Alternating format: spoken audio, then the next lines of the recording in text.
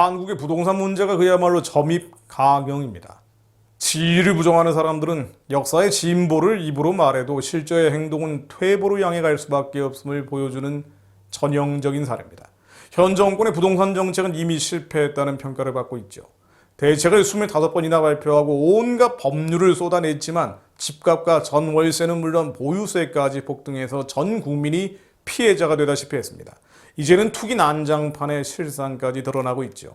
한국토지주택공사 LH 사태로 촉발된 광명 시흥신도시 투기 의혹은 시작에 불과합니다. 광명과 같은 3기 신도시인 고양, 창릉과 충남 세종시 스마트 국가산업단지 예정지 역시 개발정보 유출에 따른 투기 의혹이 제기됐습니다.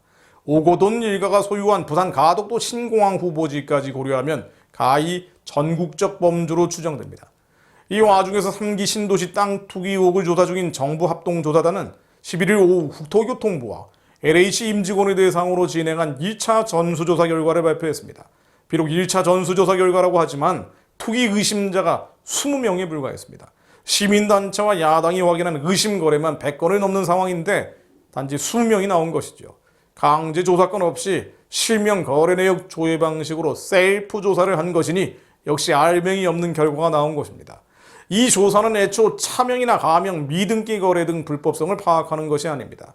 LH 직원 12명은 개인정보 이용 동의를 거부해서 형식적 조사조차 못했죠. 발표 시기도 의혹을 사기에 충분합니다. 정부합동조사단 출범 7일 만에 애초에 폭로된 내용과 대동소이한 조사 결과를 서둘러 발표한 것인데요. 7일 만에 말이죠. 이건 한 달도 채 남지 않은 서울 부산시장 보궐선거에 미칠 악영향을 줄여보려는 정치적 의도가 엿보입니다. 그런데 그나마 투기 의심자에 대한 수사에서 검찰은 배제됐다고 합니다. 소위 국가수사본부가 주도하는 정부합동특별수사본부가 전담한다는 것인데요. 약 770여 명 규모의 합수본의 검사 단지 한 명을 투입하고 그나마 공소유지를 전담케 한다고 하니 수사가 제대로 될 가능성이 별로 없어 보입니다. 그런데 헛웃음이 나오는 것은 정권 핵심의 이른바 유체이탈식 책임전가입니다. 여당 의원들의 부동산 투기 사례까지 잇따라 터져나오자 김태년 민주당 원내대표는 야당에게 국회의원 300명 전수조사를 하자고 제안했습니다. 박범계 법무부 장관은 3기 신도시 투기 사태에 대해서 검찰을 향해 수사권이 있을 때는 무엇을 했느냐고 질타했습니다. 앞골은 대통령이죠. 문 대통령은 10일 LH 사태 관련해서 우리 사회의 공정과 신뢰를 바닥으로 무너뜨리는 용납할 수 없는 일이라고 했습니다. 문 대통령은 2019년 11월 국민과의 대화에서 부동산 문제는 자신이 있다고 장담을 했었죠. 그런데 민간주택 규제라는 부동산 정책의 실패로 공급이 모자르고 집값, 전세값이 폭등하고 그리고 뒤늦게 신도시를 졸속 추진했고 그리고 지금 같은 부동산 투기 참사가 벌어진 것인데도 이런 이야기를 합니다. 실제로 신도시 등의 투기 의혹 거래는 대부분 2018년경부터 이뤄진 것으로 드러나고 있죠. 문 대통령은 취임사에서 과정은 공정하고 결과는 정의로울 것이라고 했습니다. 지난해 9월 청년의 날 기념식에서는 무려 37번이나 공정을 말했죠. 하지만 이 정부에서 실제 일어난 일은 정확히 그 반대입니다. 취임 이후에 나라는 불공정의 그야말로 난장판이 돼버렸습니다. 그런데 그 주역들은 여전히 공정을 입으로는 강조합니다. 한 언론 사설에 보도된 내용을 제가 경어체로 바꿔서 그대로 인용을 해봅니다. 조국 전 법무장관의 자녀는 해외 인턴 증명서와 위조상장, 논문으로 대학에 들어가고 의사까지 됐습니다. 대통령을 제인이 형이라고 불렀다는 유재수 전 부산시 경제부시장은 명백한 비리 의혹이 적발됐지만 정권 실세들이 모두 나서서 무마해줬습니다. 오히려 자리 영정까지 시켰습니다. 민주당 윤미향 의원은 위안부 할머니를 이용해서 돈을 챙기더니 배지까지 달았습니다. 그러면서 정의가 이루어져야 한다고 했습니다. 대통령 딸 가족의 해외 이주를 도운 이상직 의원은 수백억 원대 횡령 배임 혐의에다 직원 임금 체불과 대량 해고 사태까지 일으켰지만 수사도 제대로 안 받고 의원직을 유지하고 있습니다. 선거 공보물에 명백한 허위 사실을 넣은 민주당 고민정 의원은 무혐의 처분을 받았습니다. 검찰은 그 이유도 밝히지 않았습니다.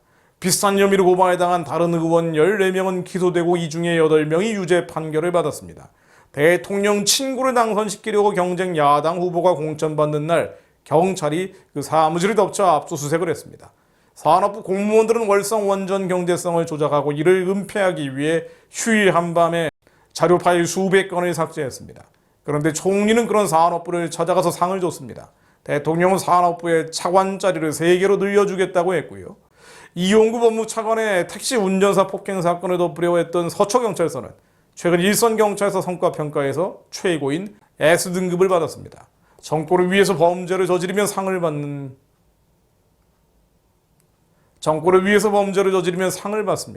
민주당의 잘못으로 치르는 선거에는 후보를 내지 않겠다고 당원을 만들더니 민주당 시장들의 성범죄 선거가 생기자 당원을 없애고 후보를 냈습니다. 그 선거를 이기겠다면서 모든 절차를 무시하고 새 공항에 28조 원을 쏟아붓겠다고 합니다. 정부가 부동산과 전쟁을 선포했을 때 청와대 대변인은 부동산 투기를 하고 있었습니다. 그 사람은 최근 의원직 쪼개기라는 신종수법으로 국회의원까지 됐습니다.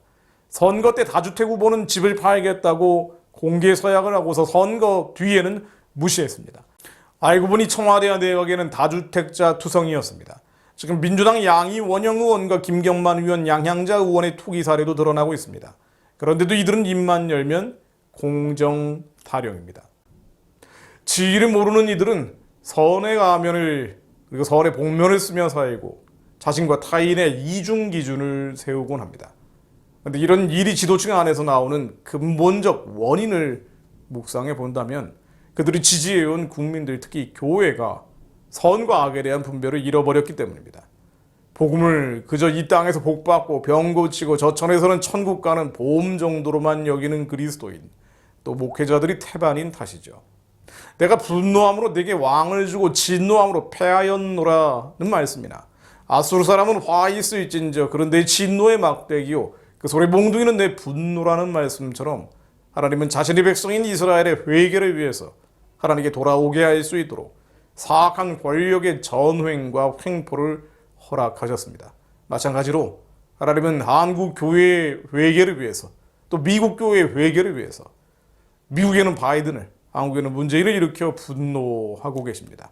결국 교회가 회복돼서 빛의 역할을 해야 어둠은 스스로 무너지고 진정한 공정이 서게 됩니다. 당장 그리스도인들이 지역 감정이나 민족 정서나 거짓 선동에 넘어가지 않고 헌법과 법치 그리고 신앙의 자유를 지키기 위해 자신의 정치적 의사결정을 할 수 있습니다. 신명기 25장 13절로 너는 내 주머니에 2종류의 저울추 곧 큰 것과 작은 것을 넣지 말 것이며 너의 집에는 2종류의 곧 큰 것과 작은 것을 두지 말 것이요 오직 온전하고 공정한 저울추를 두며 온전하고 공정한 되를 둘 것이라. 그리하면 내 하나님 여호와께서 내게 주시는 땅에서 내 날이 길리라. 이런 일을 행하는 모든 자, 악을 행하는 모든 자는 내 하나님 여호와께 가증하니라. 하나님, 저희가 성벽 위의 파수꾼처럼 주야로 계속 잠잠하지 않고 주님의 말씀을 선포합니다. 여호와 하나님 기억해 주시어 한국에 그리고 미국의 온 열방에 온전하고 공정한 저울추, 지위에 입각한 바른 기준과 잣대를 쓰는 이들이 지도자로 세워지게 하옵소서. 가증한 악을 행하는 자들의 뿌리 꺾이게 하시고 평양의 지옥의 권력이 무너지게 하시고 한반도 전역에 어둠이 끝나고 빛이 다시 회복되게 하옵소서. 그렇게 선교의 길이 열려서 예루살렘과 세상에서 찬송을 오직 여호와 하나님 한 분만이 받아주옵소서. 주님, 주께서 의로 한민족 역사에 개입하여 주옵소서. 한민족 역사에 하나님께서 의로 개입하여 주옵소서.